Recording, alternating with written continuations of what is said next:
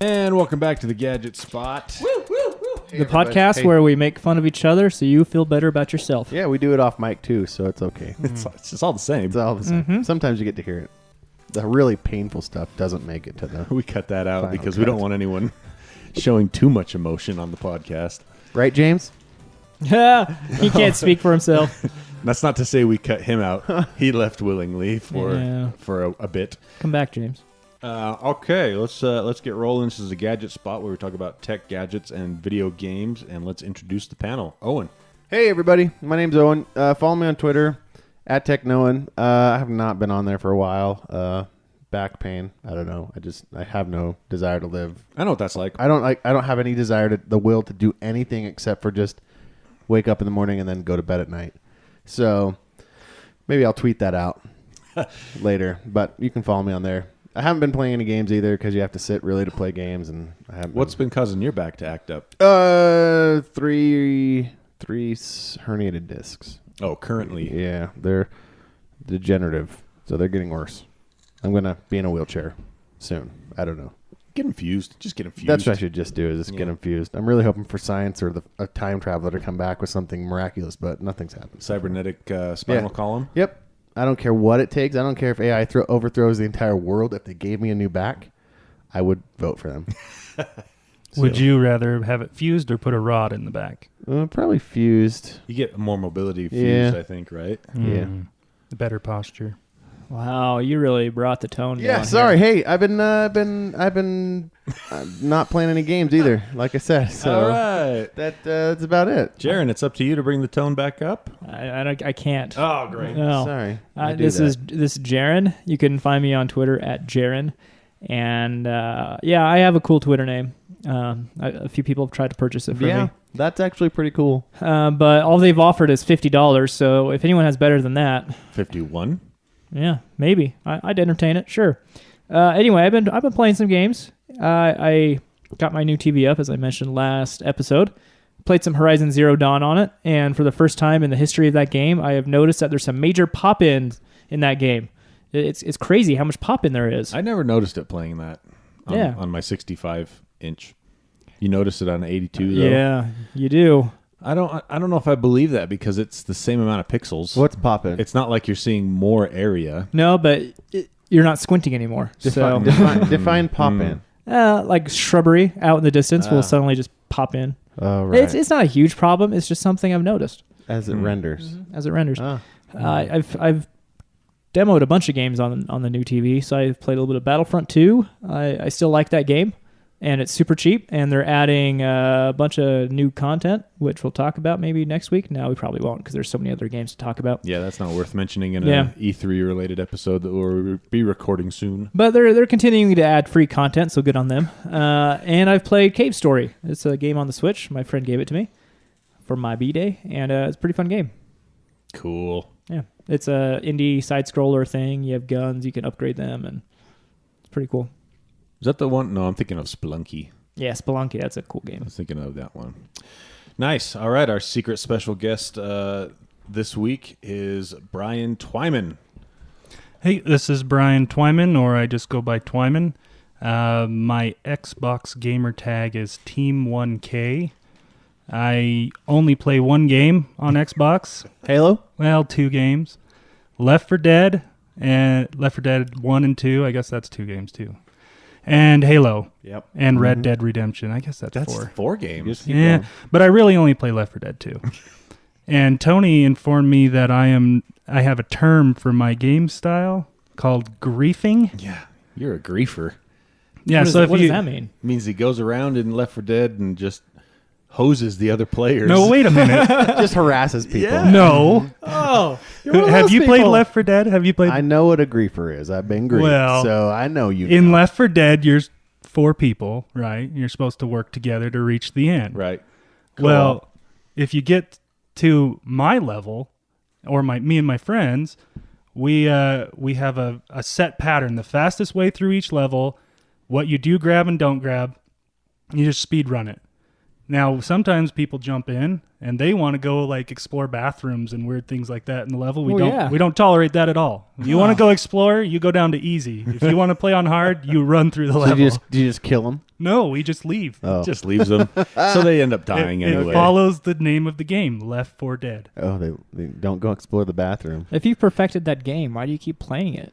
because that's kind of fun to leave people. Well, it is. See, that's the thing. It's is a unique you experience. told me specifically you do it on purpose. It's not Yeah. like, oh, they can't keep up. If It's they like, keep let's up- lose this guy. If they can keep up, they will live. If they are right there and they go down and there's not a huge horde, we will pick them up. Basically, if circumstances are perfectly ideal, they will save you. There's like in a real zombie apocalypse. Yeah. There's a quote in World War Z it's in Spanish, but translated to English is "movement is life." Well, Makes sense. yeah, that's my motto in that Yeah. game. So if you want to see a new level of grief, Now, come join in. the question is, do you actually tell the people that before you start playing with them? Nope. See? So is there audio chat? Is there audio talk? You're like, hey, we're leaving you. See you later, sucker. No. No, you. Just, I mean, you can talk to them, but, but you you don't. guys just silently leave them. Silently For death. shunned. We consistently keep moving. They would know. in a direction and a pattern only they know of. Only And so whoever jumps picking into up play. what they deem is important and Yeah. going through areas they deem is important. Okay, Yeah. so you need a disclaimer for anybody that plays with you.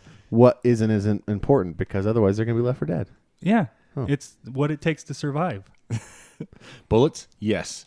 Medkit? Yes. Some What if- levels you don't grab a What gun. if you're missing out on like some secret gun stash or something cool? Well, see, you've already played the game on easy and normal, and you've explored all these areas. If you're playing it on difficulty hard or expert, Don't they it's add- time to move past the exploration phase. Don't they have more like cooler stuff Nope. on hard levels? It's the exact same game. Well, they should change that. Yeah.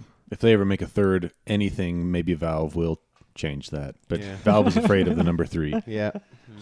Jerks. All right, and I am Tony. Check me out on Twitter at QuadTTony, or always here on the Gadget Spot every other week or every week on the Geek Show. I have been playing Mass Effect Andromeda. That's been a lot of fun, actually. I think Not as bad as everyone says. You know, I never played it pre-patched, so I'm only playing the patched version. But They just call that the regular release. yeah, They just call that the release. yeah, and I, Pre-patch. Right. I never, yeah, exactly. I never played the regular release, the unfinished release.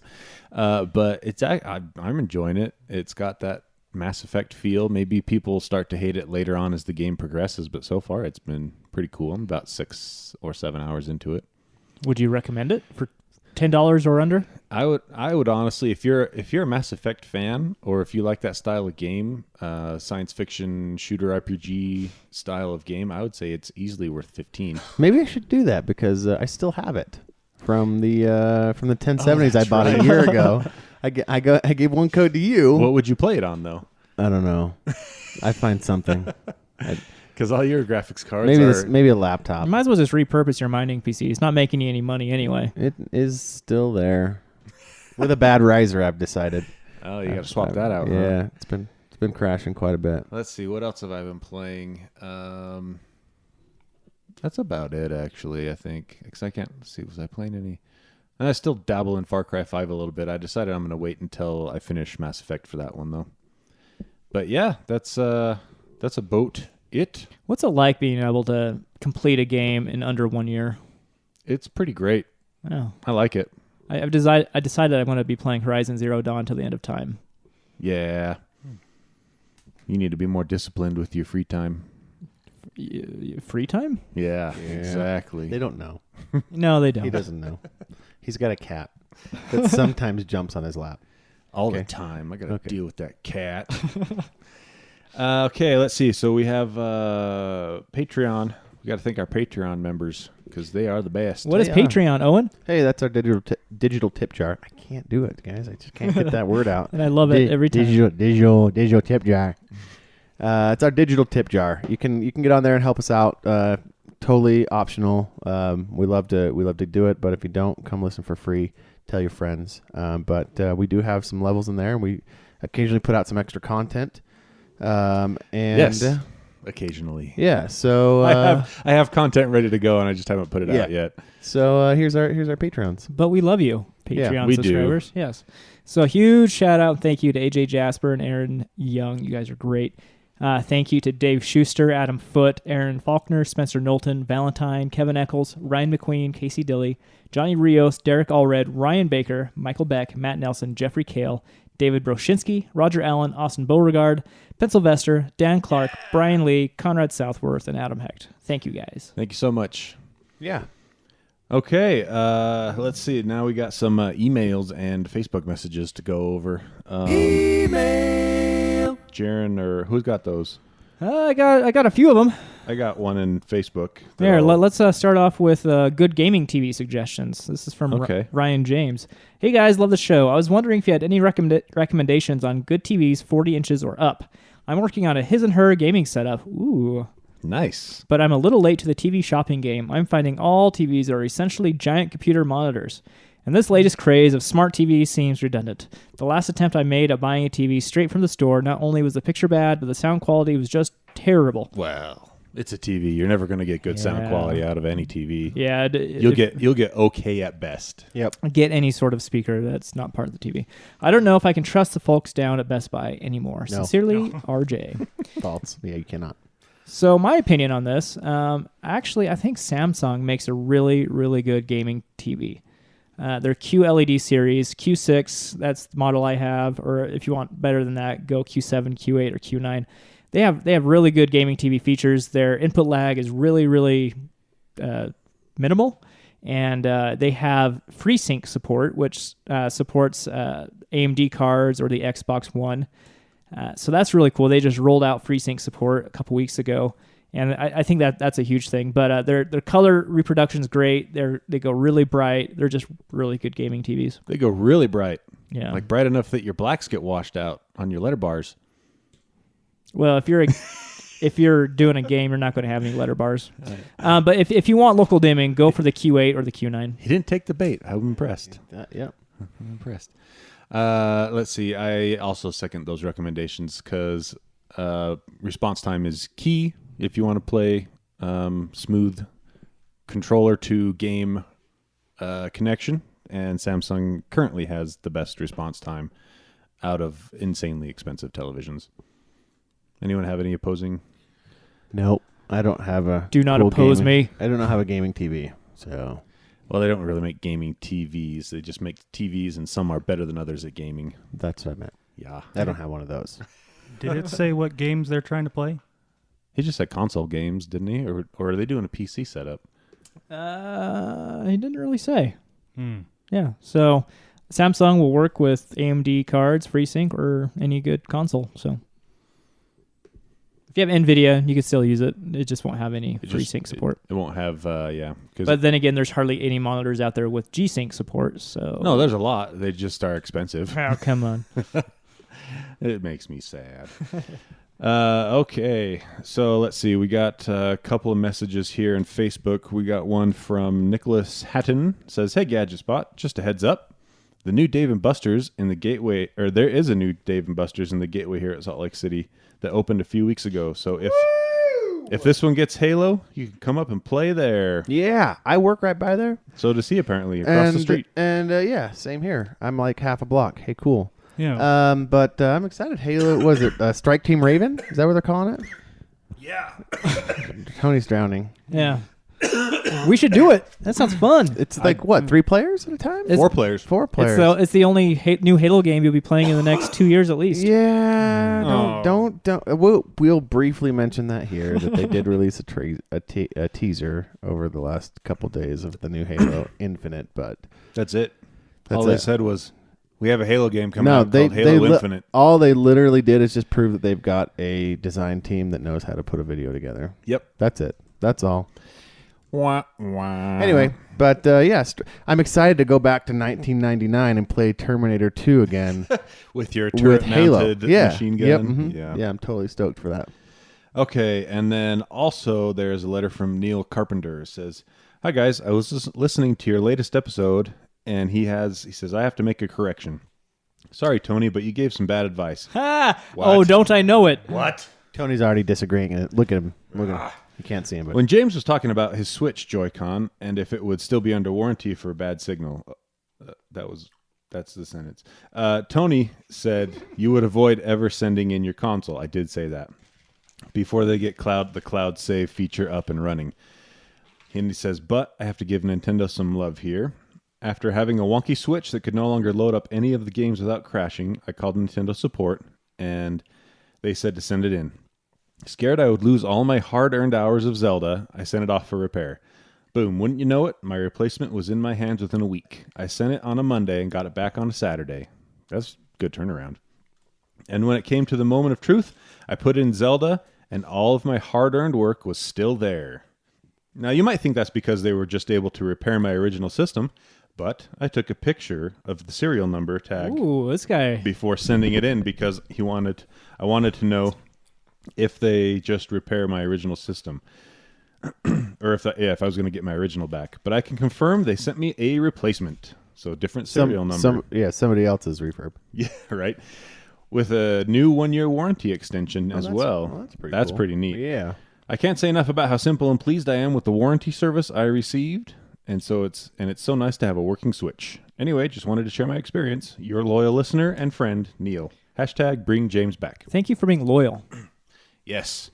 Thank you for pointing that out, Neil. I've never had to send one in so far, and I don't know anyone that has. I just kind of assumed that you'd lose all your data. It's pretty dangerous. So right? that's pretty great that they're actually backing it up and putting it on the new system, because I know for a fact that in all computer repair, they don't do that. Which means they have the capability to do that, and they haven't released it. Yeah, they probably have a proprietary piece of hardware that does it for them or something. Good on them. So yeah, right on. Good job, Nintendo. We got a message from Jose Ruiz Velasco. He says, listening to the newest episode of the podcast where Tony says that God of War and Horizon Zero Dawn are worth buying a PS4. I agree, but also add to that list Nier Automata. Everything about that game is awesome. The gameplay, the soundtrack, but especially the story. One of you should play it and review it, even though it is a year or so old. Thanks for letting me listen. Well, I will take him up on that. It's coming out on Xbox, too. Yep. It's no longer an exclusive. It'll be out on Xbox, and the version on Xbox will have all the DLC as well packed in. And probably better graphics because of the X. Yep. So I was actually planning on picking that up when I saw it announced. Neat. Yeah, I've heard really good things about that game. Cool. I'd like to play it someday. In 3 years after you've beaten 2 other games. Exactly. They should have made games so long. They should make games catered for the parents in the world. Yeah, you know, They do on your phone. He's a macro gamer. He just does these little tiny bits, little spurts. Yeah. What's the gameplay like on that? I haven't even heard of it. That's the interesting thing about Nier Automata, or however you want to say it. Automata. Sure. I don't know. It has like 4 different gameplay styles in it. It switches depending on the scenario. So sometimes it's a top-down shooter, like an airplane, like those airplane games. Sometimes it's sideways. Sometimes it's third person running around with a sword. Like it changes. It's like 20 games in one. If that's the game I'm thinking of, it changes as you go. Are you like a robot, or where does that? I think you get in a ship for the fighting scenes, or maybe you have a robot around you that you're controlling. I can't remember. I've just seen a few videos on it that make it look pretty dang fun. Cool. One last email from Benjamin about Beyond Two Souls / Detroit Become Human. Ooh. Catching up on the last show, my 2 bits on the above games. I enjoyed them, Two Souls more so than Detroit. I enjoy a good story, and the studio has been exceptional at supplying. The backlash, in my opinion, is that they are playable movies.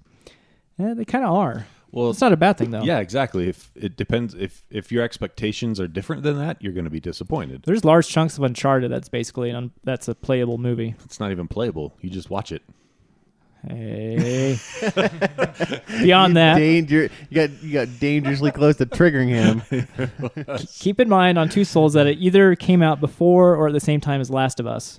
So it kind of got drowned out by that. Yeah. Quantic Dream, the studio, I think was one of the first few studios that pioneered games that made more photorealistic games. Again, my 2 cents, and not an expert of the industry either now or then. Keep up the good work. Quantic Dream, good concept, and story games, not what the industry at large likes. I think he nailed it.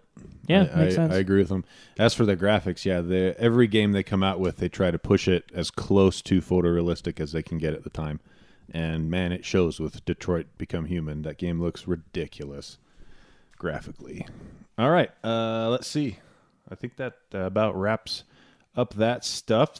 Thanks for writing in, everyone. Yeah, that was really cool. We appreciate that faux show. Good emails. All right, let's take a peek at what we got going on this week. A ton of news. We had WWDC, which is Apple's development conference. We had Computex, which is basically Taiwan's big conference saying, look at all the electronics we build for you guys. Come check them out. So let's talk about WWDC. iOS 12 was shown off. Hey, it's pretty cool. It does look pretty cool, Yeah. actually. The two most important things I wanted to hear about iOS 12, they said in the first 15 minutes of the presentation. After that, I didn't care about what was mentioned. What was it? It was that iOS 12 is going to be available on every device that has iOS 11. So there's all still- the way back to the 5S. Yeah, Okay. the 5S, which came out 5 years ago. 5 years They're still ago. supporting a phone that they released 5 years ago. It's insane. I like to bash on some of the decisions Apple makes, but I cannot in that aspect. That is great. Good for them. Good for the consumer. And then the other thing was that update is supposed to increase the performance of your device as well. They're guaranteeing up to 70% increase in app launching. 70% getting to the camera, 50% having the keyboard pop up, Yeah. and up to 2 times faster for loading apps. And did Yeah. they build in? Did they? Is this the OS that they built in the option to turn on that battery nerfing as the device gets older, I think they already or did they do that as a patch in the last? They one? already did they that. patched, Okay. they patched that Yeah. in 11. Okay. So this is on top of that. Yeah. Okay. So that's awesome. Good job, Apple. And what they're doing, what they said, how they're accomplishing this is they're ramping up the processor a lot faster this time, and then bringing the performance down again a lot faster. That's pretty neat. So they let it take a lot more voltage and power at the start of a process. Is that what they're doing? Yeah, And then dial it back down, so it feels faster. Yeah. Okay. and then they're modifying a bunch of apps, more features. Not really interesting. The other major feature that's I think is cool is group notifications. I know Android has had this for a long time, so iOS is playing catch up, but it sorely needed it, and it's going to make notifications a lot better. So if there's multiple notifications for apps, it'll all be grouped into the same area instead of all scattered throughout Oh, the hey, place. nice. Yeah. Nice. Yep. You've been waiting for that update for a while. I know. Every time iOS would update, Jarron would say, "What are you doing with the notifications? Come on." Yeah, and they put out like a usage app similar to what Android's doing for Android P. So you'll be able to restrict your usage if you want, and that's kind of not fun, but it's needed. I'd say that, in my opinion, that's more for parental. But Yeah. I know a lot of adults that need that kind of reminder as well. But my favorite announcement at WWDC, Apple TV. It is getting Dolby Atmos support. All you 1%ers out there with Dolby Atmos, Woo! enjoy Yes, it. I would enjoy it so much. It's the only box out there that will do Dolby Vision and Dolby Atmos. The only streaming box, right? There's There's Blu-ray. Sure. There's Blu-ray players that'll do that. Yeah, you might be right. Only streaming box. That's pretty neat. Even though it's a very small market segment, I like that they include that at all. I think it's great. It's cool as a diversity. Like it kind of sets them apart a little bit. Have you ever watched a movie in Atmos? No. I didn't even know they made home consumable Yeah. movies in Atmos. Yeah. I can show you after this podcast. It's great. It's pretty sweet. I saw Solo in Atmos, and it Makes a difference. it's pretty cool. Yeah, It's that's pretty cool. dang cool. It's not like louder or anything. Maybe It's a little bit more louder, surrounding. but it's more surroundy. Yeah. I thought part of the Atmos was that it came through the screen at you. Isn't? Maybe I'm just thinking that's a movie theater thing. I don't. I think they might advertise it as feeling like that, but basically it means there's a lot more speakers and a lot more sound channels. So they're in the ceiling, and there's more on the side. Things. I like always that. thought they were behind the screen. So do they break I it down? So they break it down different than like a 7.2 or 5.1. They break it out. So different? it's it's got 3. 5.1.2, 5.1.4. So the last point will be like the ceiling speakers. Oh, okay. Or So they do there's like a high, a middle, and a low. Yeah. So Okay. then there's also 7.1.2, 9.1.2. Wow. There's all sorts of different Yeah. configurations. I think the average number of Atmos speakers in a movie theater is somewhere in the 20s. Oh, okay. Like, Yeah. am I In right? theaters, it's crazy. In theaters, yeah. Yeah. There's actually one more feature on iOS I forgot about. They have this new workflow type app, so you can make I forgot what they call it, but you can make kind of workflows with Siri, and you can make this big macro. Just say Siri, do this, Oh yeah. and it will do all these disparate functions all at once. It's kind of cool. Like a routine you can create? Yeah, routines. Oh, okay. I remember reading about that, and someone commented on the article I was reading that said, Apple's trying to basically provide machine learning without actually providing machine learning. Yeah. Well, no, it looks like machine learning, but you're doing it. Yeah, exactly. You have to do the learning Yeah. and show it what you want it to do exactly. No, I disagree with that. There's plenty of things that you can do that machine learning just wouldn't do. They're like highly personalized things that you would want to set up. Maybe And Apple machine learning, Google machine learning could do it. They did debut a ton of machine learning features in iOS 12, but they didn't go all crazy. Oh, this is AI everything like Google did. Google did. Yeah. So it's a step up. I don't think it's a huge overhaul of iOS by any means, but it's cool. WatchOS, they also talked about a lot of that stuff that they debuted isn't that great, but two cool things on WatchOS: walkie-talkie. So if someone else has a watch, there's a new walkie-talkie feature. Just click on it, and it'll send a short voice message. It'll come up on the other person's watch. And Does it play automatically though? I think it does. Yeah. What if? Awesome. I intend to take advantage of that. that See, is my some- wife has a new Apple Watch. That is some serious prank material right there. I know Jarron's in a meeting. Bloop, bloop. My name's Jarron. I like dumb things. I'm sure you could put on Do Not Disturb if you're in a meeting. Be like, hey, Alexa, play a fart noise. Yeah. There you go. Uh-huh. And they increased workout stuff. So there you go. Any update for their newest creation, the HomePod? No. I mean, come on. They just barely released it and it's sorely lacking in features. Wah, wah. They might have talked about it because they talked a lot about Siri and they're opening Siri up to third-party apps a whole lot more than what it used to be. So I'm hoping that it's opened up like Alexa now. They didn't really detail it too much. So HomePod may get those Siri functions, and it's good that they're starting to open up Siri because it's just been lacking because of that. Yeah. You know what else Apple did recently? What's that? Banned cryptocurrency mining on their, Oh, I on their saw that. phones and iPads. Can't do it anymore. Can you blame them? On a Well, Well, phone? yeah, It's it makes terrible. the people, because people don't know what's going on with their devices most of the time. They're like, the battery life sucks, and I hate your devices. So Apple says it's not us; it's cryptocurrency miners that you are browsing to, and that we're not smart enough to defend against. So now, no more. Yeah. Anyway, so you can't do that on iPhones and iPads anymore, and you can't. How are list they them.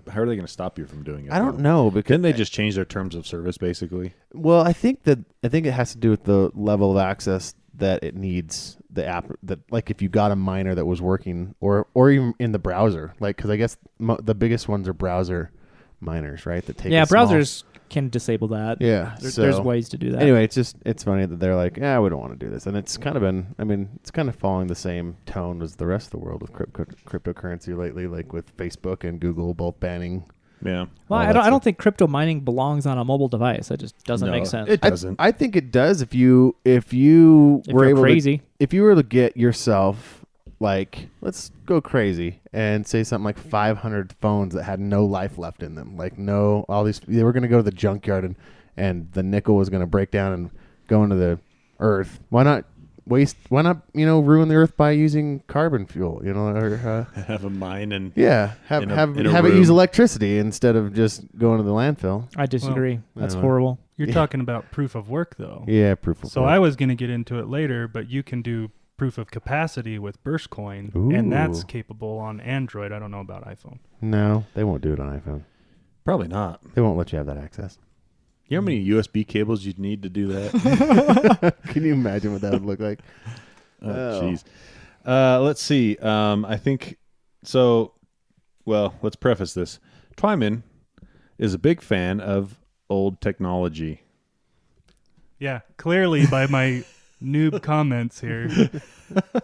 So let's dive a little bit into the technology of your Laserdisc, the precursor to DVD. I loved Laserdiscs. Yeah.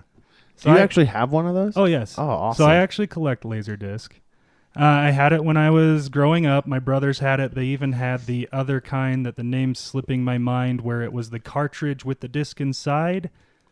I didn't even know that existed. Wow. Yeah, there was a very old version of that, just kind of on a side tangent, was that it would actually play it almost like a record and then convert the analog to a picture. But Did it have something that touched it to get the video? Or I was it believe still- so. From the thing I read, that's why it was a cartridge and it opened up like No it way. So it touched wasn't a laser?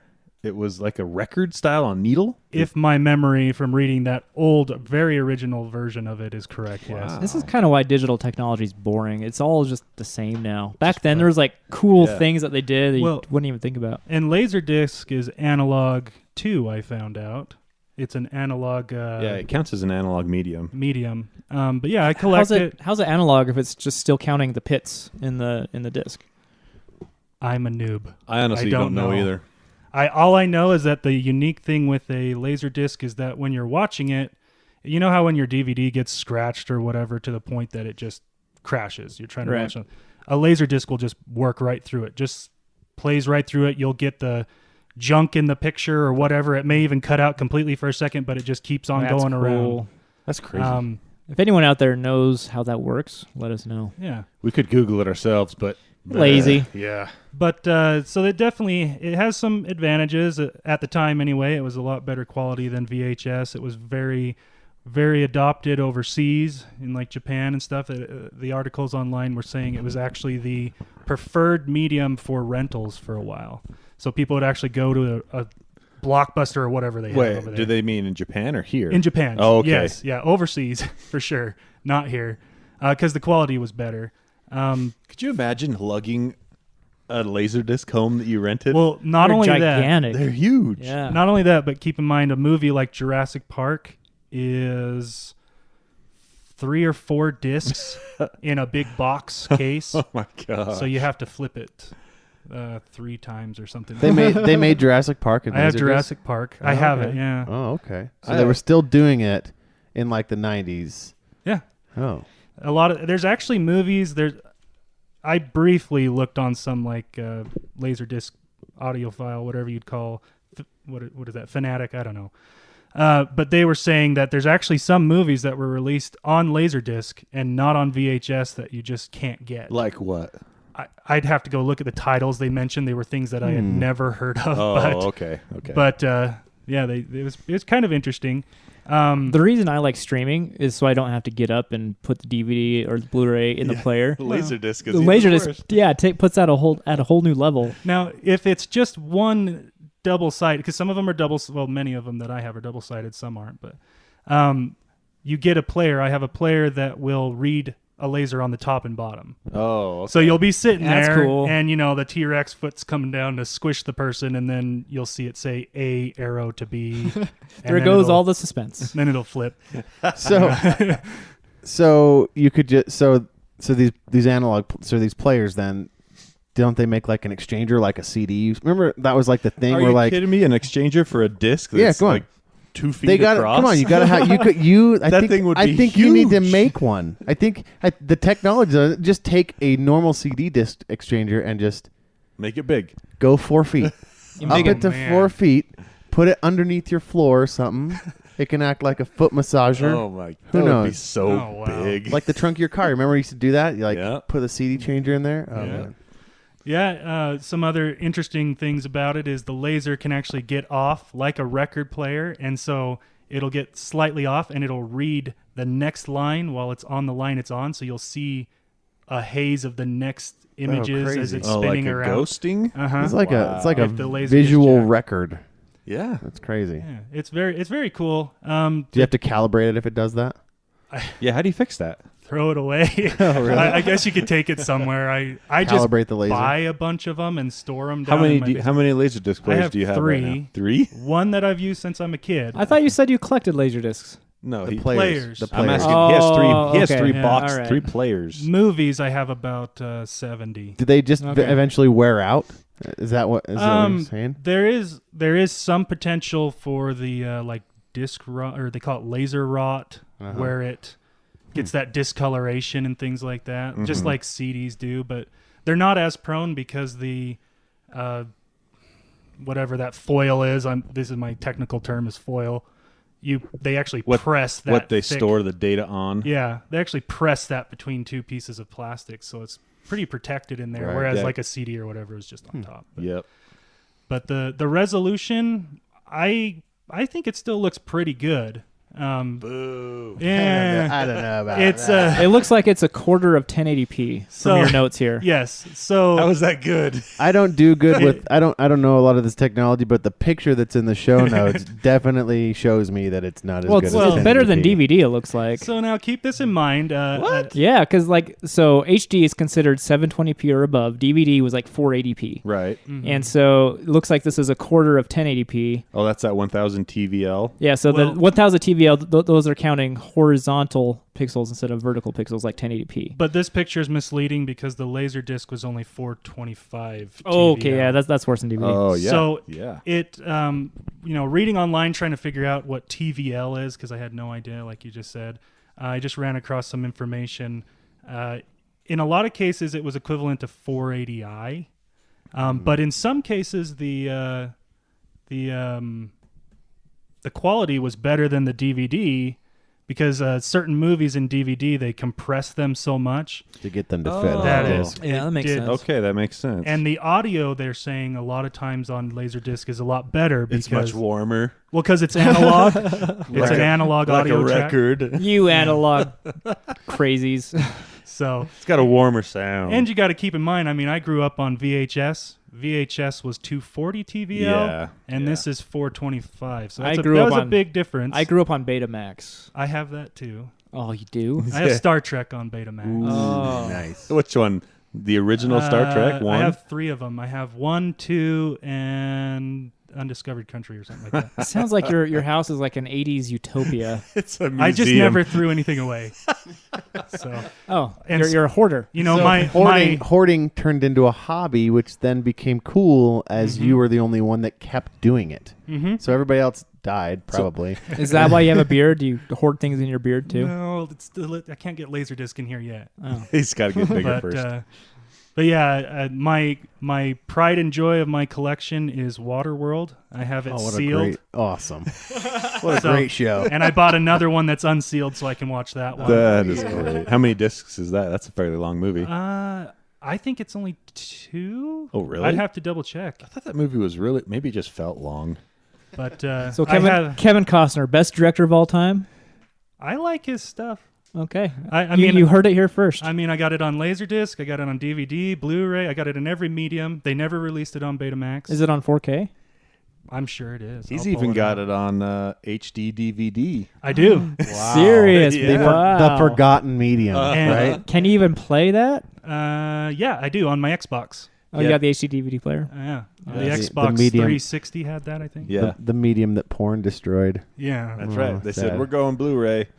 but yeah, and a lot of people complain about Waterworld. The story doesn't make sense, but they have a version. It's made by the director that Kevin Costner fired and went on TV, and it actually has more footage in it. And you're like, oh, there's That a lot makes more sense. backstory Oh, in here. okay. So check that out.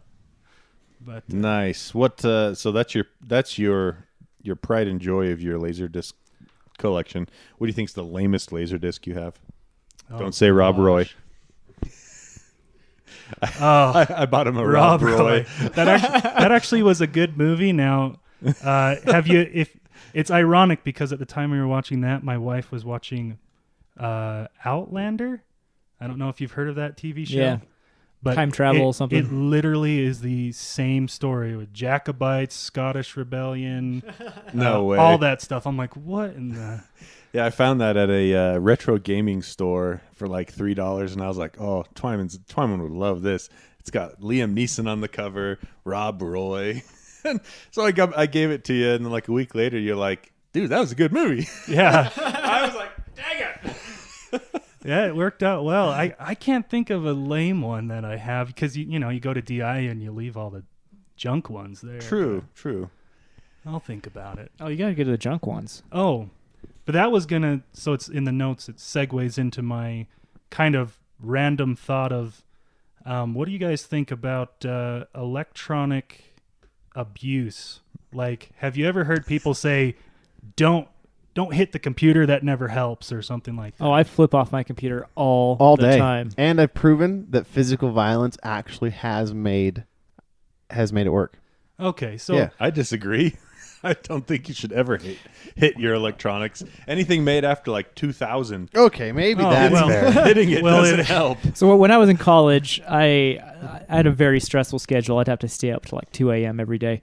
And I was taking a quiz. I failed it. I punched my laptop screen, shattered the screen. oh, Had to buy a brand new laptop after that. That's expensive. And that was the last time I ever punched my computer.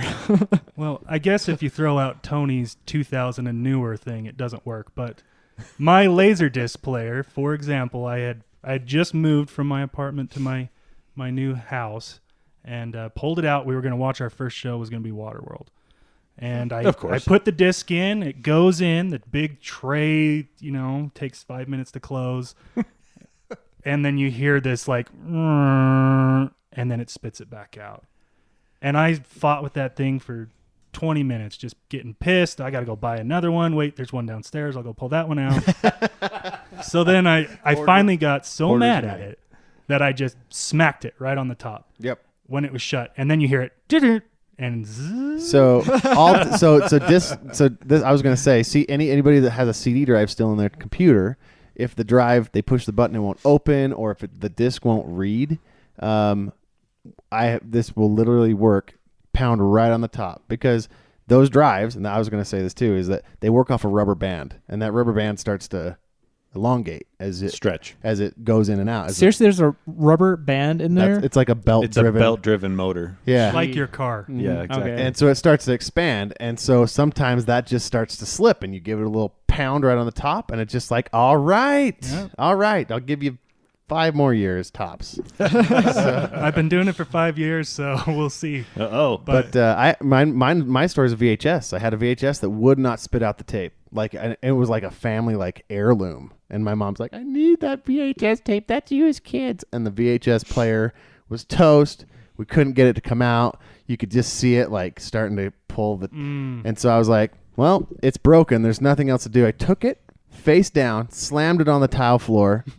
And the VHS player, like it had just been slapped, was like, all right. And out came the tape. Perfect. No, nothing. And everybody in my family was like, I cannot believe that just worked.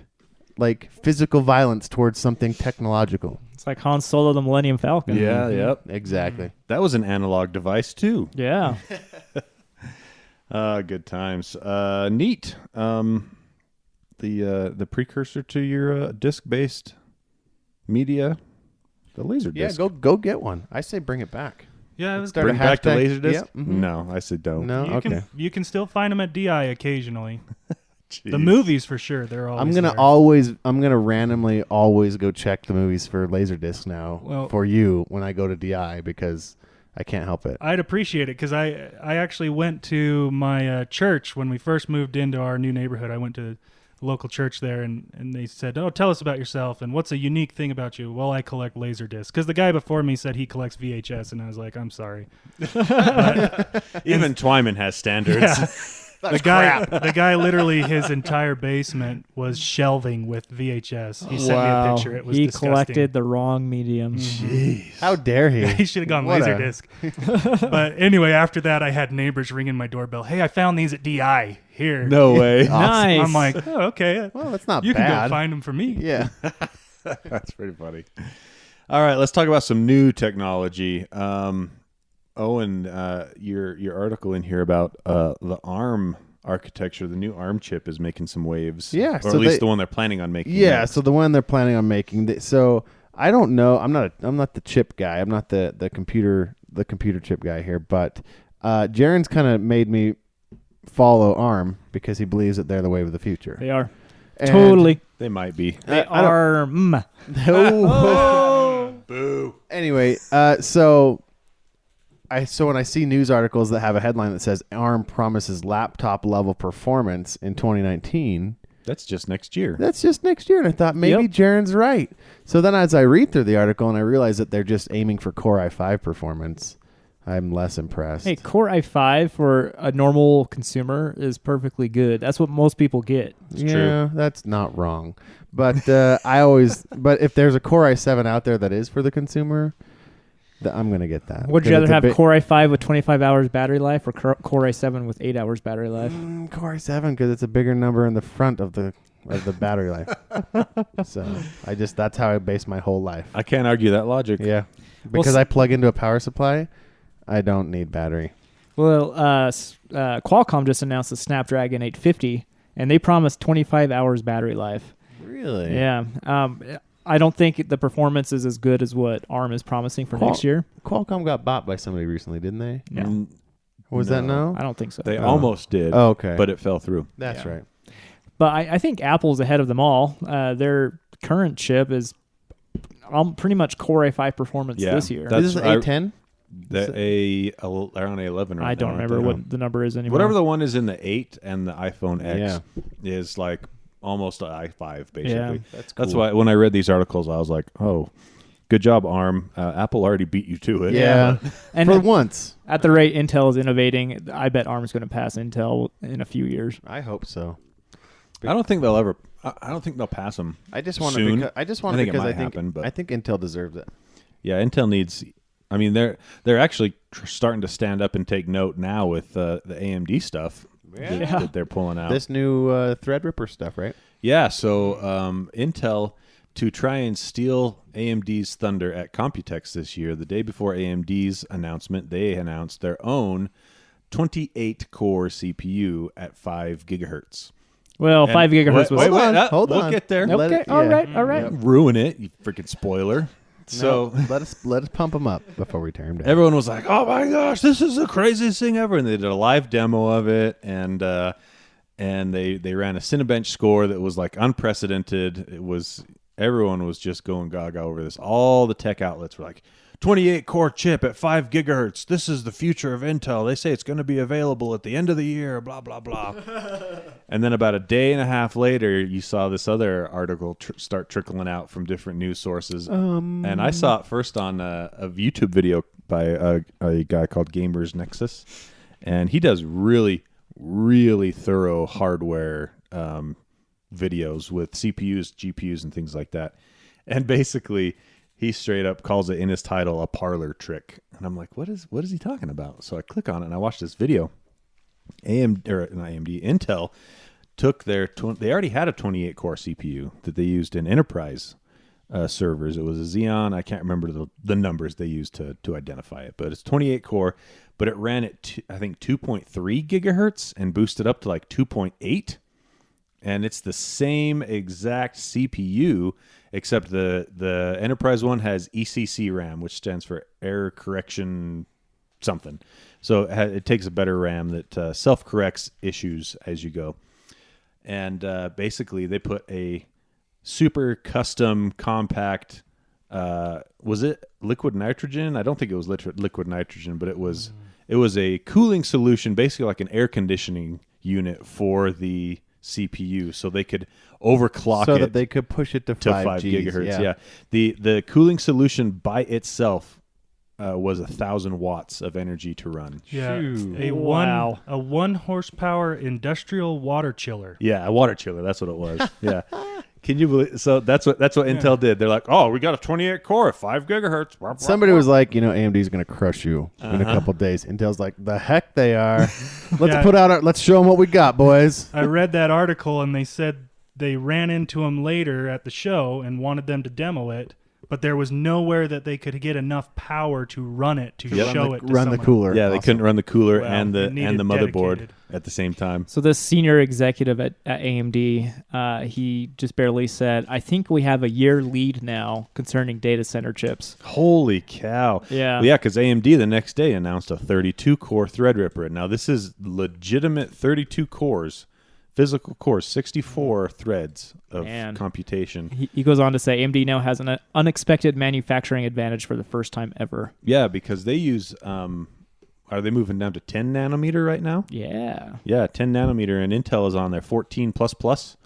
They've revised. Plus, plus, plus? Yeah. Let's just keep adding pluses to it. Maybe nobody knows that we're not doing anything. They've been on 14 nanometer now for like 3 years, and I wonder if their engineers just all quit and went to AMD or something. It's weird. So last year we had Threadripper up to 16 cores, and what it was basically they have a server chip that's called EPYC, and they ended up disabling 2 of the compute units and had 2 that were good, and they're all 8-core compute units. So now this year they've been able to refine the manufacturing process and get high enough yields that they can sell a fully enabled. Fully enabled, thank you. 32-core chip to the mass market. And I can't remember off the top of my head what the speed is that it runs at, but I want to say it's like 3.4 gigahertz up to 3.8 or something like that. It's somewhere around there. So already faster than what Intel can claim with their non-industrial strength liquid cooler. They're going to 12 nanometer. Oh, 12? Yeah. Okay. What socket does the Threadripper use? It's not the AM4, right? No, AM4 is for the Ryzen stuff. Yeah. Threadripper uses X399. that's the motherboard Oh. chipset. Okay. I can't remember. I want to say TR4 Okay. is what they call their Threadripper socket, but that's just really neat that the AMD is kind of just like we have better stuff than you right now. They're kind of like, what do we do with this? We don't know how to be We've successful. always been horrible. We've always been second rate. We haven't been here in a long time, guys. Not since 2001. What do we do? Well, that article also said some motherboard manufacturers are worried that they can't power that chip. The Threadripper 2? Yeah, even though the socket's the same. Yeah, they're Right. having to all redo their power delivery systems, and because it's a 250 watt. Ooh, that's 250 watt hot. CPU. That's hot. Yeah. So, here we go. I was a little off. The base frequency on the Threadripper 2 32 core is 3 gigahertz. Turbos up to 3.4 gigahertz. But it's got more than likely it'll ship with 64 megabytes of layer 3 cache. Ooh. That's so Wow. much layer 3 cache. That is insane. And it also has a lead over Intel on PCI Express 3.0 lanes, 60 plus 4, and the Intel Core Extreme stuff tops out at 48. Oh, wow. I believe it might be 44 So by a big amount. by a decent amount. Yeah. It's a 4094 pin socket though. TR4, I was right. Yeah. So yeah, good job AMD. Keep doing what you're doing. You're finally clawing your way back into market relevance. And I like So I like good that job. I like that they're doing it over the napping body of Intel. Right? It's like they're sleeping. Let's just crawl right above them. We'll just do that. And Intel always comes back and says, "Well, our 14 nanometer technology is more advanced than other chip foundries, 12 or 10 nanometer. It's still more advanced." It's plus. Yeah, it's plus. And it's Plus. like, is it though? Now on the other side of things, Intel announced a pretty cool CPU with legitimate numbers this time. It's the special edition 8086K anniversary CPU. Did you guys see this? Yeah. What? No. Why would they add anniversary? That makes it sound Because older. it's the 40th anniversary of I think it's Intel in general. Oh, Of the okay. 8086. Yeah. So the 8086 is your 8700K i7, but it's been binned higher than the other one, so it's a more stable chip, and it turbo boosts by itself up to 5 gigahertz Oh.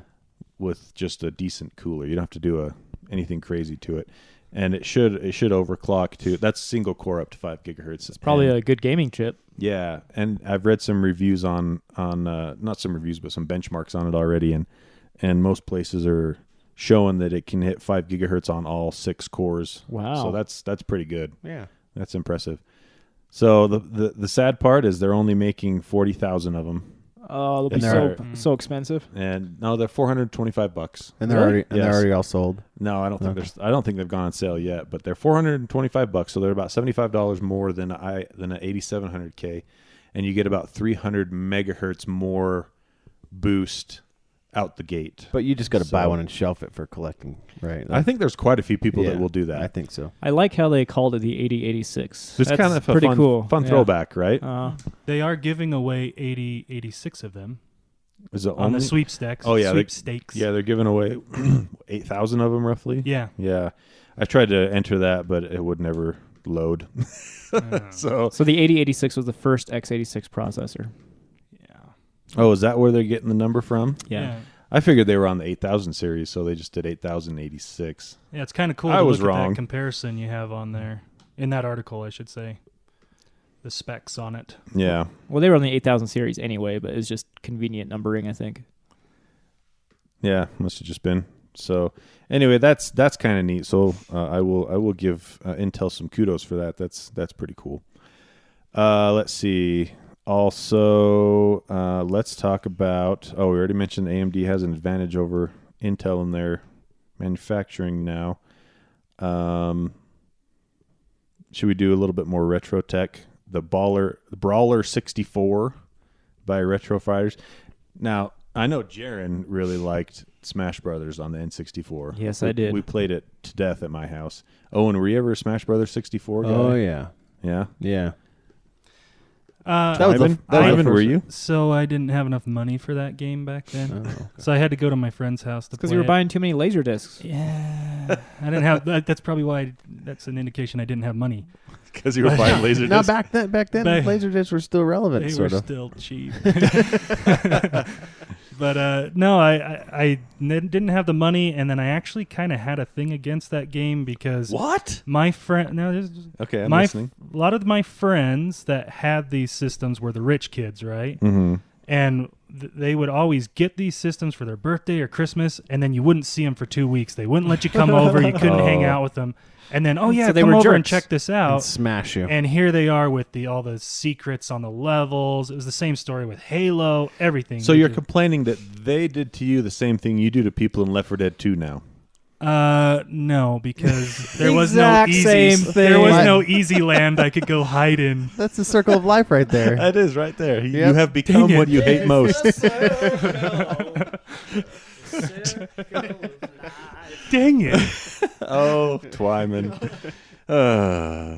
All right, so this company though you found is because the biggest problem with Smash Brothers and Mario Party was it destroyed controllers. And destroyed your thumb That and because your of the thumb. controller. Yeah, so Yeah, so you're always kind of limping that center. I don't know if you ever had. Of course you did. Everybody had the center joystick would just kind of flop to one side. you and got wear out. you got a floppy joystick. And then you could swap them out, but the replacements always sucked. Viagra.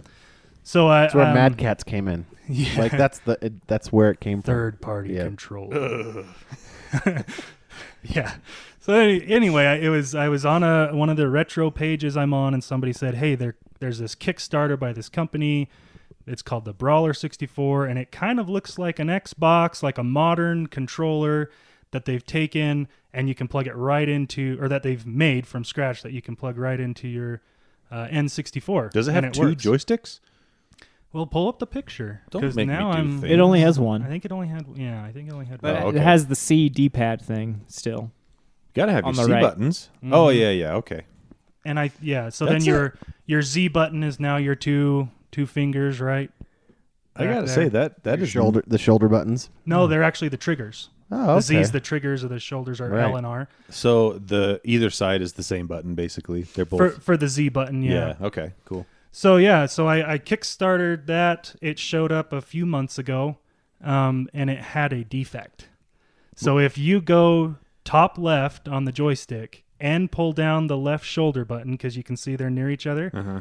the shoulder button actually comes down far enough to bind the joystick. Oh. That's a pretty big design flaw. Yeah, it was like within an hour of the first person getting it, it was like, did anyone QA this? Like, Oh my gosh. man. so they really stepped up though. I got to give it to them. They said, you send us your information, we will either send you the part or we'll send you a new controller. I don't know who wouldn't just choose a new controller, but yeah. So they really stepped up. The other cool thing is this original one you can see is gray. Yeah, just like the old N64 gray. They kickstarted a second one that just ended that I backed, and that had the translucent colors. So you have like the green. Everybody voted what colors they wanted. Did it have atomic purple? Yep. Yeah. So I backed that at maximum level. I got 10 controllers coming. 10?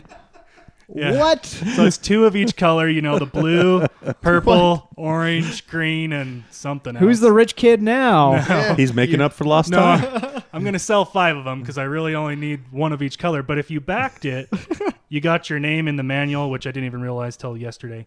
But you also got this stand and I really just wanted the stand. You had to. Does it have a spot for every single just controller? one. Oh, you got to choose what But color. it was the only time they're going to do it, so I backed You it. did it.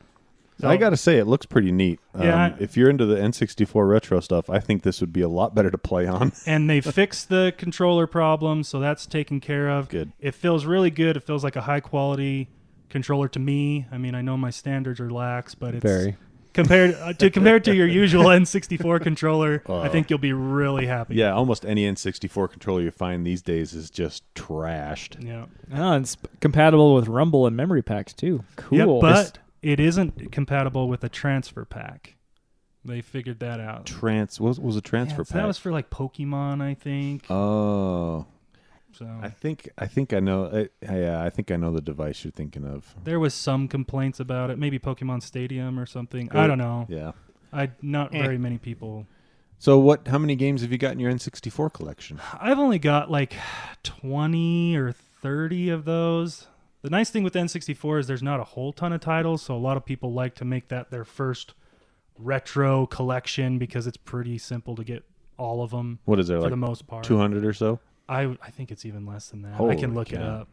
It's not like original Nintendo at 830 or whatever it is Yeah. like that. So the main question, do you have Resident Evil 2 for your N64? I don't. I didn't actually know that was on there. I'm going to have to get that. That was a classic. That was the first time I got to play a Resident Evil game because I didn't have a PlayStation. Didn't you say they were remastering that? Supposedly, Capcom, from what I understand, is in the process of remastering Resident Evil 2 with updated graphics. Probably, I don't know if they're using the Unreal 4 engine or if they're using their in-house engine. Yeah. But I hope that's true because I loved Resident Evil 2. Yeah, the games I sunk most of my time into was GoldenEye. Fantastic. Yeah. Star Fox. Also fantastic. Classic. Yeah, I actually think it might have been those two games. That's Donkey Kong. That's the whole reason I got the SNES Mini was for Star Fox 2. Mm-hmm. Then I was sorely disappointed. Yeah. That was a weird game to me. I didn't. I really need to play my SNES Mini. Maybe I should just sell it. I thought yours was broken. Long story short, it was the receiver. Oh, Yeah. Yeah. I did like the momentary meltdown when you thought that it might be the HDMI cable that you had so tactfully run behind your walls. That and was were so like, funny. I did this thing, and now I have to rip the wall apart. He was angry. Yeah, if you ever put HDMI cable on the wall, always use conduit. Always. Always. Little did I know that they would seal the cable into the wall. With expanding foam? Yeah, with Oh. expanding foam. oh yeah. Wah, Ooh. wah. Didn't know that. All right. Also, let's see. There was one that I was going to pick off of. Oh yeah, it was. Let's talk about this real life Silicon Valley because I just finished the third season. So Or was it fourth? Whatever the latest Yeah. season is. Friggin' so funny. Oh my gosh! It's I live that life. I'm at a tech startup based Yeah. out of San Francisco. So I literally live the life of that show. But the whole premise of that show is an encryption or a compression algorithm. Right. That's supposed to be so much better than anything else out there. Right. They have this failing startup. He's doing some compression algorithm for video sharing, and he reinvents it all. Sorry, spoilers, and he comes up with this new algorithm that is amazing. That like makes the compression so small that you can run super high def video With almost no degradation. no degradation, and over minimal signal. Right. Yep. Anyway, so there's this. So Google is trying to patent. So apparently this actually happened. I mean, sort of. So this article is about the guy. His name, he's an inventor, and he invented, what's his name? Jarek Duda, D-U-D-A. Name sounds made up. Yeah, it does. But he created a compression technique called asymmetric numerical systems. We're going to call it ANS because that's what they do in the article. I'm not going to go into it, but it basically is a compression algorithm that helps with video and audio compression. Mm-hmm. And he wanted it to be open source. He wanted this to be like the new, like for everybody. And so there's a big lawsuit going on. And actually in Europe, I think he's about to win the lawsuit case there against Google but here in the U.S. it's still pending. But Google is trying to say, hey, we added on to this open source. Oh, so they want to. They're trying to patent it to say that that if they use this new codec or if they use it this new way. Interesting, because that's almost exactly right? how the latest season of Silicon Valley It went. really is. Like, it's so valuable, this idea of how to manipulate ones and zeros to compress them. And so I thought it was just really fun. If you're a big fan of Silicon Valley, you should go check out this article and follow the story, just because it's funny. We all know, I think we talked about this last time, or maybe it was in Slack, we were chatting about it, but all corporations do evil things, right? Oh yeah, doesn't matter. So, and they have to in order to stay relevant. They have to do at least what their competitors are doing. Because that's the world we live in. Yeah. So It anyway, sucks. and so Google's trying to patent this. He specifically in his patent of it, when he took it to open source, he specifically mentioned that iterations going forward would all be open source. He owns the rights to this, OpenGL, right? Mm-hmm. Anyway, and but it's an interesting story, and if you watch Silicon Valley, I had to laugh a little bit to see it actually happening in real life. That was funny. Have you finished the latest season? Not yet. No. Have you started it? I've just barely finished last season. We're trying to catch up. So. It's. I have that show. I have Mr. Robot I'm trying to catch up on, which was also really good. I'm way behind on that one. Yeah, that one's really good. But there's a couple shows that my tech shows that I'm like, I kind of have to watch them alone because I can see why on Silicon Valley. I understand. It's one of the raunchiest shows. Yeah, that's ever. true. But like, I have to, the people I watch TV with, my wife, don't technically follow the technical side, and so I'll be like, yeah. Could you believe, like in Mr. Robot, I'll be like, do you see what they were, because they actually try and be accurate in that show, as accurate as television can be, with still creating a false story, but it just goes over her head. So then I'm like spending this time explaining a concept about networking or something, and I'm like, I don't know why I spent that time doing that. She'll never need that knowledge ever. And she doesn't care, but she's being nice. Yeah. She's really, really nice to me about it. And then I realized like 4 minutes into it that I'm mansplaining. I wrap it up in 5, and then we watch the show that should have taken 40 minutes, and it takes like an hour and a half. So yeah, I told Tony about an experience I had along those same lines, watching a show called Homeland. I don't know if you've ever seen that. It's about terrorism. Oh, okay. These girls fighting terrorism. And anyway, I laughed out loud, literally, when the burn down, they had the terrorists have a burn down code. If somebody posts this certain phrase on Twitter or Facebook, then all the cells are supposed to go dark and collapse. And the code was, what about Ripple? So they would send out, what do you guys think about BurstCoin? And then the reply was, what about Ripple? And that was the cells checking in to let them know they were shutting down. right. Yep. Hey, Ripple, you own some of that. Yeah, I own Hey, some Jarron Ripple. owns some Ripple. Unfortunately, yes. Oh yeah. Tony was a good salesman one day and Yeah, I said. I'm surprised. convinced me to make the worst decision of my life. I said, hey, look at this Ripple. I think it's going to be worth a lot. And Jarron said, I'll buy some. Then it got hacked. And then it got hacked, and 32 million Ripple got stolen from some Japan exchange, and really. Well, Ripple didn't get hacked. The exchange got hacked, and they stole $32 Ripple. million worth of Ripple or something Oh like that. my gosh. So, or 132, I can't remember. It was a big amount. Another day, another crypto hack. Mm-hmm. So the at Computex this year, Lexar showed off. Lexar, as they do flash memory, like USB drives, SD cards. There's so many people doing that type of gadget or technology that I never know which ones are top in their class anymore. Lexar's been around for quite a while, yeah. And they showed off their 512 gigabyte micro SD card. This blows my mind. 512 gig. That's as much as my hard drive in my Surface Book. And you're talking about something the size of your pinky fingernail. Yeah. Well, at least my pinky fingernail. Fun fact, you know what they call those in North Korea? Nose discs. Nose discs? Nose chips or something like Because that. you hide them up your nose? That's exactly right. Oh my That's how they smuggle. gosh. That's how they smuggle media, like wow. music and videos, into the country in North Korea. What? Yeah, thanks NPR. That's freaking funny. Anyway, I thought you were joking. nope.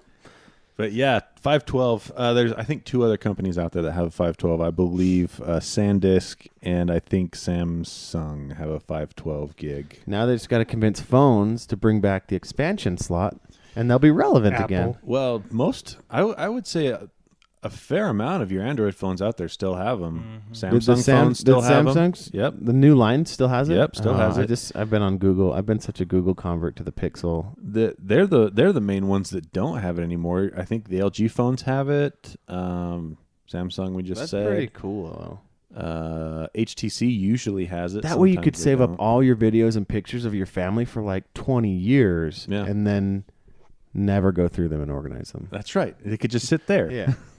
I love that thought. Oh man. Well, the other aspect of that is you could put that micro. Oh, I don't know if it's supported, but you should be able to use it in a Switch. 512 gig Yeah. memory in your Nintendo Switch. Download every game in the library. No kidding. So I just thought that was pretty cool.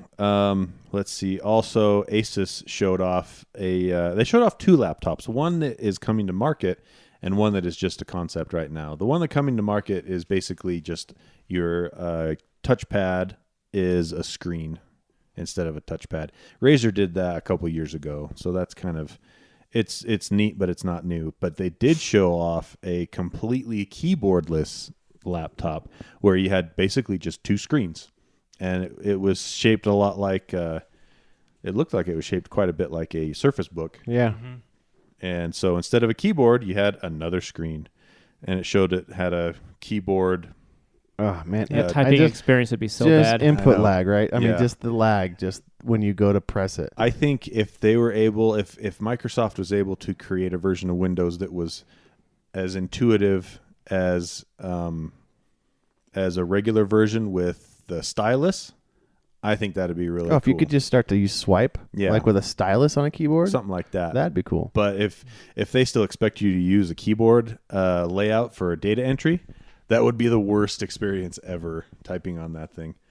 But it is neat to see someone pushing the envelope a little bit.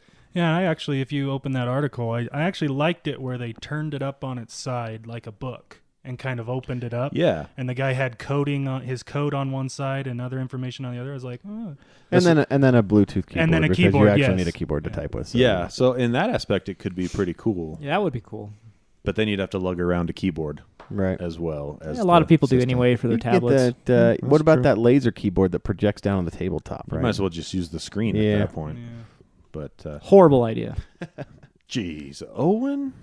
So anyway, kind of neat. Let's talk about the essential, the dead phone that won't die for some reason. They added a clip-on headphone jack for their phone that they canceled. Yeah, this would be a kind of a dumb idea, but it includes a DAC in there, so that's kind of cool. I don't know if you're an audiophile, I Yeah. suppose. But they have this module thing on the back of the phone it's magnetic, so you just clip it on there. They had this like 360-degree camera for it earlier, and now they're releasing a clip-on DAC headphone jack thing. So they didn't have a headphone jack before, but now they do, as long as you don't mind this little thing protruding from the back of your phone. As long as you don't mind this lumpy thing on your phone. Yeah, it's kind of I big. liked the modular idea. I thought that was going to be so cool because I'm such a PC fan in that way. I think that's what innovated the PC world was that people could get something and then upgrade the parts Yeah. to keep it relevant. But Oh, you're talking modularity to the tune of Project Ara. yeah, that was the Project R. But this one kind of has the same idea where it's magnetic clip on the back. A little bit, yeah.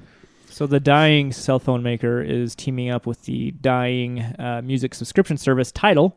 So if you buy it, you get free 3-month subscription from Tidal. Oh, You get to be with them for the rest of their life. Yeah, exactly. You get a subscription until the phone stops working. About 3 months. I hope they make it. They made a cool phone. Speaking of struggling phone manufacturers, ZTE is on its way back in business after Trump went over to China and talked to them. MAGA. Yeah, making America great again right there. MACA. Making China great again? Yeah. That doesn't even make sense. Making America China great again. MACA. Making Maca. MACA. Anyway, ZTE is going to have to pay a fine of $1 billion. Yeah. Are they going to do it? 1 billion. Oh, they got to. Chinese Chinese, government. Well, here's the thing. They're too big to fail, right? For the Chinese government. Reading this article, I found out that they had already been fined and didn't pay it, and part of their stipulations was they had to basically discharge all of their top level executives. Was this patent like against going like fraud? What'd they get nailed for? There was some U.S. I want to say U.S. Software patents. But anyway, so they were supposed to have already paid a fine, discharged their upper management and everything, and then they were going to be fined. But instead they didn't. They didn't pay the fine. They didn't discharge their upper management. They actually gave them the same bonus they were planning on before they got busted.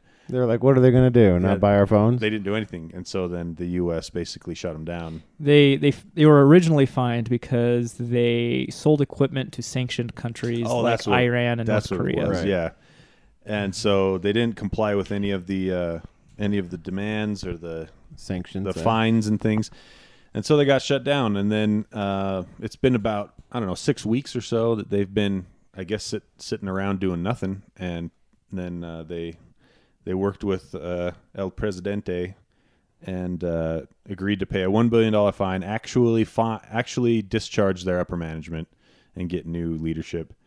And they also had to pay.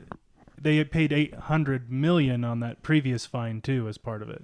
did they actually pay that 800? Oh, okay. So they went back and paid that, paid the $1 billion, and they had to put $400 million into escrow. Oh, that's right, the escrow. In case they did it again. Yeah. So they could have that money available. What? Why would you allow them to even consider doing it again? Like, I would, if it was me, it'd be like, if you do it again, you're done. There's no money that you can pay us to get out of it. There's money to be made. That must be it. $400 million right there. Crazy. So, and ZTE made some kind of neat phones in the last few years, but I guess that's what you get. I don't know. I didn't know that we got that mad for selling things to enemies. Like, I knew that it was frowned upon, but I didn't know that we could actually enforce anything on it as a country. We just stopped buying their stuff. I mean, that's all we can do, right? It's like, no, there was more to it, wasn't it? They made their patent, not their patent, but their usage of Android, like they made them stop or something like that.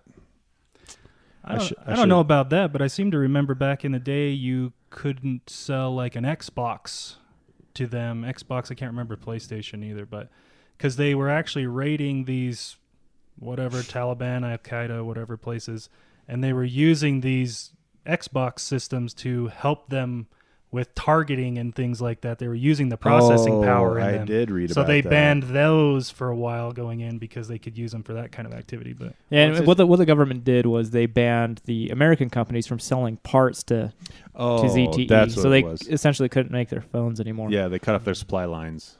Okay. So anyway, interesting. So hopefully they don't do it again, I guess, or they will, and they'll pay a $400 million fine. I don't know. The world's weird. We live in a weird world. Speaking of weird worlds, Tesla's going to debut its fully self-driving features in August. I can't believe they're doing that, and there's so much heat right now with self-driving accidents happening. I know. Did you hear about that? What's the one? I don't think it was Tesla, but who's the self-driving car that just ran over a lady at 40 miles an hour in a crossing walk because it was foggy or something? It was in I want to say Ohio. Was that not Tesla? I don't think it was. I think it was Ford or somebody testing their stuff. Maybe not. Oh no, I think that was Waymo. Yeah. Anyway, it's a lot of heat on still the surprising that they're going to push forward like that. A lot of heat with the FTC like investigating them. Mm-hmm. And because wasn't there a Tesla accident recently, and they said they were going to push it back? There's been a because few. of that? Well, Elon tweeted on June 10th with version 9, which they're releasing in August. He says, we will begin to enable full self-driving features. So who knows to what extent. He hasn't defined what full self-driving features are. Yeah. Okay. Well, we'll see. We'll see. Let's see. The other thing I wanted to hit on was, do we want to talk about a Masternode? We could do that really quick. Yeah, That's- it's kind of interesting, I think. So, so this will be our crypto 5 minutes, Jarron. But I'm out. Because there's two of us that are Yeah. interested. so So it crypto should be 2 minutes then. so cryptocurrency works like this. You help solve an algorithm, and then that algorithm is what you help solve is basically a database right? You help them write to the chain. And that's proof of work. So you get paid a small portion of a coin or a full coin if you're into trash coins like Twyman over here. And That's my life. and then you save those up, and you're part of this network that's helping basically distributed database rights, right? Well, that's called proof of work. You get paid for that, and that heavily relies on us miners making those rights. It's actually very bad for the environment. We suck up. We're coming up on very high levels of I think power. Last I checked, the crypto miners in the world consumed more power than Ireland per year. Yeah, like the entire island. Yeah. Nothing wrong at all. So Everything's fine. Nothing to see here. Move along. Yeah. There's move not on. much in Ireland, though. yeah, I mean, Sheep. they probably don't use that much power. I mean, just sheep. In abandoned castles, that's Yeah. all. Potato farms. So that relies heavily on the miners, which relies heavily on overclocked GPUs and ASIC miners or whatever that Yeah. you're running. There's actually some cities in I think it's Pennsylvania. They have really, really low electrical rates, and so there's all these miners moving in there, and there's been an injunction placed to stop miners from consuming the power because they're getting brownouts in the community. Oh my goodness. From lack of power. So it's not super efficient on the energy and carbon footprint, right? So that's proof of work. Proof of stake, which is where masternodes come in.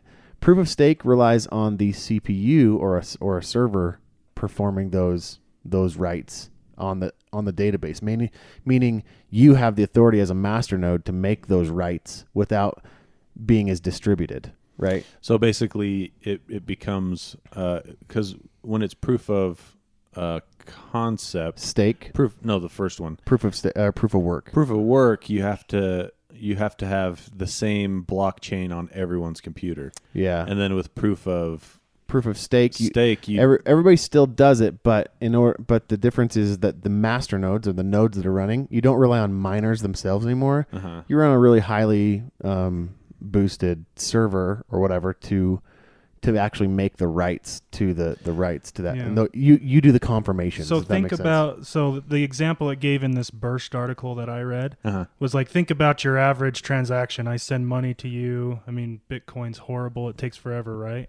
Right. Well, with Dash, for this example, using masternodes, the masternodes themselves can confirm the transaction, and it dropped the time down to 1.3 seconds from the time I hit send till when it's confirmed and in your account. Okay.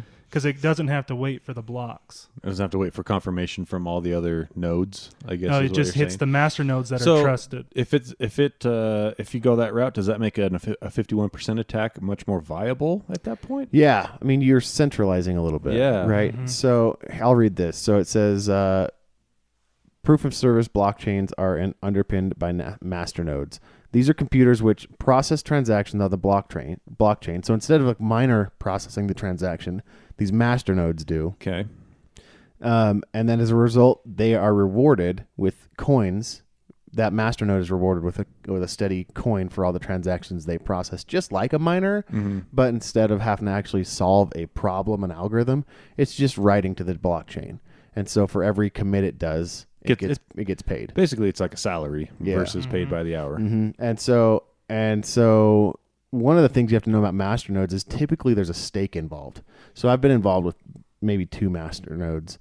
One of them was a complete failure. It's Strax. If you ever go look at the coin, Hey, I'm mining that right now. Strax was the Strax A complete is failure. Strax is actually the second one of what was it called before? I don't remember. I still have all those. Stack or- It was SIG-T. So SIG-T had a huge. It was the. I felt so strange being part of this weird world drama, as the developers basically blew up. There was this whole Twitter war, and then my coins were worth nothing. And it was very, very strange to see this implosion of the network. But the developers got back together, went after Strax. Strax is a master node. They use the same code. But I still have all my SIG T coins, and I tried to Masternode those. And what happens is you have to stake a certain level of your coins. So you stake what do you stake on your Masternode? For Lunex, Yeah. the coin, the absolute garbage coin I have, is 1,000 coins, Yeah. which seems about usual for many of the coins is about 1,000. Yeah, so there's another coin I mine called Zen Cash, and that they use masternodes as well. You have to get 42 coins to have a masternode, 41 for the masternode, and 1 coin to actually do transactions, to be there to basically change, right? To make change, I guess. And that at the time when you were mining, when you could actually mine. Now I don't mine Zencash right now because it's just too expensive. But it was like $4,200 to basically get a master node. Wow. at that point if you were to just go buy the Zencash. Now Zencash is really down. That was when it was at $50 a coin. Now it's at $18 a coin. You could go buy some, but I don't know if they've closed their masternode entry. Thing. Oh, right. Yeah, sometimes they cap it. Yeah, so the amount of nodes that you can have. But anyway, so masternodes work on the idea that instead of having all these different miners working and doing, they still have people mining the coin, right? Mm-hmm. But the masternodes are the ones that write to the chain. And there's some other cool things with it too. A lot of the master nodes, it gives you voting rights on what the coin Yep. will do. So you become kind of like the board of directors, Okay. and you sign up and say, "Yep, I want to vote." And then they actually send out here's the items we're voting on. You can submit proposals. Using Dash again as an example, it cost you 5 Dash to propose. Oh, geez. Yeah. Which 5 was, minutes is up. Oh, geez. Well, and then the other, just this last little bit of data then, so we don't bore Jarron too much. That's okay. I'm watching a Last of Us trailer Oh, here. jeez. You're the worst. The cool part about it is if you have 1,000 Dash, which right now is worth $265,000, you would pull in $18,000 a year in income. When I looked at this, I swear it was just a month ago, that was worth double that much. So you were making over $30,000 a year just running this server with Doing 1,000 nothing. coins. Once you have your masternode set up, it's almost like a set it and forget it, where it just sits there and acts as the node, and it just processes transactions, and you just get a small chunk of all those transactions that it processes based on how many coins you've staked. Mm-hmm. So the higher amount. So to get 1,000 coins, there's some people that will do a 2,000 coin And make double. masternode and they'll stake more. Interesting. So anyway. Yep. There you go. There you Masternodes explained. I mean, I masternodes are a little bit too rich for my blood, just because you have to work so hard and I don't have a dedicated server to run it off of. Well, I used Later. AWS. Right. Just That's a where little- that's where most people just go spin up an AWS server. What, $5 a month It or was. something? I paid in advance, so it was $35 a year, Right. and it was just a Linux distro. Nice. There you go. Was there anything else you guys want to talk about before we wrap this up? Oh, we're still podcasting? Yeah, Jerry. I think that the DNA hack needs some mention, only because I wanted to say this on the podcast that they've been pwned to the bone. I had to. Good one. Yeah, DNA. yeah. Anyway, so if you used Ancestry, Wait. no, not Ancestry. Okay. My Heritage. I was going to say. My I Heritage. thought it Sorry, was not Ancestry. it's My Heritage. They had their passwords and usernames just sitting out there open on some server. They didn't get your DNA data. I was misleading. I just wanted to say the pun. But they did get all the username and passwords, emails and passwords. So if you have that password on anything else, you want to change it. Change it. Yep. Yeah. And beware of spear phishing attacks or phishing attacks that are going to come to your email now because they got that whole list. So they'll go sell it on the dark web. Yep. And quickly, Sonos has released a soundbar, and it will plug into your TV, and unlike the previous one, it sounded like. But it should be. You had to have a controller on the previous ones, right? I don't know, Yeah. but it's called the Sonos Beam, and it's kind of a reasonable price for Sonos gear, $400. But it'll support HDMI, which is kind of necessary if you want to use it with your TV. And it has HDMI ARC connectivity, which means the sound will pass through from the TV to the soundbar. So it can be used for your TV. And of course, it'll do normal Sonos stuff as well. Yep. So that is it. Yeah. Fascinating. More fascinating crypto master node. There's some people out there that enjoyed Hey. that. Maybe one. There's Actually, dozens of you. the one person that enjoyed it is actually our guest speaker today. Yeah. So Well, see, when I started on my garbage coin, it was actually going to make me like $300 a year. Yeah. But What's it making you now? what did we decide the other day? It was 1/10 of a cent per coin. Yeah, that's what it was at per coin. Yeah. And I'm making 24 coins a day. So 2.4 cents a day. Yeah. Coming up on Ride that coming gravy up train all the way to the station. coming To up the on like moon. $7 a year there. Holy cow. And how much is your AWS fee? $35 a year. No, you're underwater. Well, what will happen is I'll hit 2,000 coins, and then I'll spin up a second instance or a second Masternode on that same That's instance, and just keep pumping it. So you just keep giving and away then- money well, is what and you're then, going to do. No, the coin's going to take off. Oh, No, right. Don't you know? I'm not going to buy another $35. I'm going to use the same one and put a second Masternode on it. Oh, So now I'm you won't making have, 5 cents a oh, day. Okay, I see. Yeah. Oh, yeah, you're still well on your way to losing money. Well, on your way Genius. to living under the viaduct. It's all about learning. It was a learning experience. That's what He's going to be, see, here's the thing. Somebody's going to be like, man, we need to start blockchain at this business. And he's going to be like, I know that is a thing.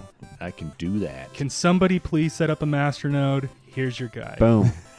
Knowledge is power. That's right. But not money. Not in the crypto world. Oh, awesome. All right. I think we're done. Owen, take us out. Hey, we hope you care. Gadget Spot.